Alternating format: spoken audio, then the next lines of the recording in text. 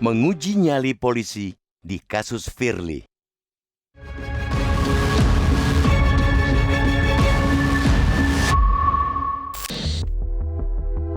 Desakan yang meminta Ketua Komisi Pemberantasan Korupsi atau KPK Firly Bahuri dijadikan tersangka dugaan pemerasan terhadap mantan Menteri Pertanian Syahrul Yassin Limpo atau SYL semakin kencang bergulir. Setelah beredar foto yang memperlihatkan Firly bertemu SYL di sebuah lapangan bulu tangkis, muncul informasi yang menyebutkan rumah mantan Kapolda Sumatera Selatan itu juga digeledah aparat kepolisian. Pihak kepolisian melalui Polda Metro Jaya pun diketahui tengah mengusut kasus dugaan pemerasan yang dilakukan oleh pimpinan KPK terhadap SYL. Bahkan, Polda Metro sudah berencana memanggil ajudan atau ADC atau ADC Firly setelah memeriksa sejumlah saksi termasuk Kapolrestabes Semarang Kombes Irwan Anwar yang diperkirakan merupakan saksi kunci kasus pemerasan itu. Di satu sisi, publik harus mengapresiasi langkah kepolisian untuk mulai memeriksa para saksi yang diduga mengetahui aksi pemerasan tersebut. Apalagi kepolisian sudah menaikkan dugaan pemerasan ini ke tingkat penyidikan. Namun demikian, di sisi lain, publik tentu berharap penyidikan tidak berhenti hanya sekadar memeriksa saksi, tapi kemudian dibiarkan tanpa progres ketika perhatian publik sudah teralihkan dengan isu yang lain. Harapan atau sekaligus kekhawatiran publik itu tentu ada dasarnya mengingat beberapa kasus yang menyeret nama Firly sebelum ini seperti hilang tak berbekas.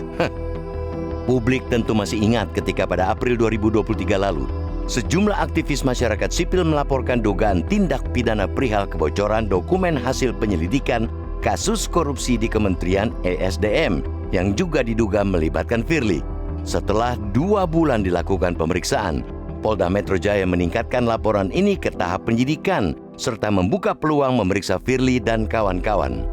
Namun, hingga kini Polda Metro di bawah pimpinan Irjen Karyoto belum juga menuntaskan dugaan tindak pidana tersebut.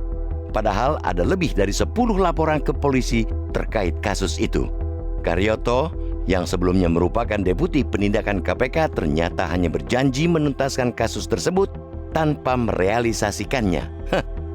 Karena itu, perlu kiranya kita pecut lagi kepolisian supaya lebih punya nyali untuk menyidik kasus dugaan pemerasan tersebut hingga tuntas.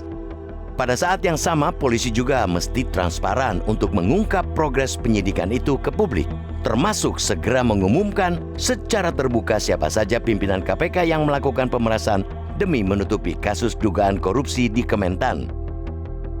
Polda Metro seharusnya sadar dan paham bahwa kali ini publik tidak ingin kecolongan untuk kesekian kalinya. Publik juga tak lagi gampang terbujuk janji manis perihal penuntasan kasus ini. Polisi harus membuktikan bahwa meskipun mereka harus berhadapan dengan Firly yang notabene merupakan mantan kolega atau pimpinan mereka di kepolisian, keberanian dan profesionalitas harus tetap ditegakkan. Pimpinan ataupun Dewan Pengawas KPK pun seharusnya sudah membuat mekanisme untuk memberhentikan Firly dari jabatannya demi pengusutan kasus yang lebih adil dan objektif. Apalagi Firly sudah berkali-kali pula diduga terlibat pelanggaran etik selama menjabat sebagai Ketua KPK. Segera periksa Firly sekaligus untuk memberikan kesempatan kepada dia membuktikan ketidakterlibatan dirinya dalam dugaan berbagai kasus pelanggaran etik dan pidana tersebut di kepolisian ataupun pengadilan. Sesederhana itu saja sebetulnya keinginan publik. Kiranya polisi dan Dewas KPK tak sulit merealisasikannya kecuali bila mereka memang sengaja ingin semakin meruntuhkan kepercayaan publik kepada lembaga anti rasuah tersebut.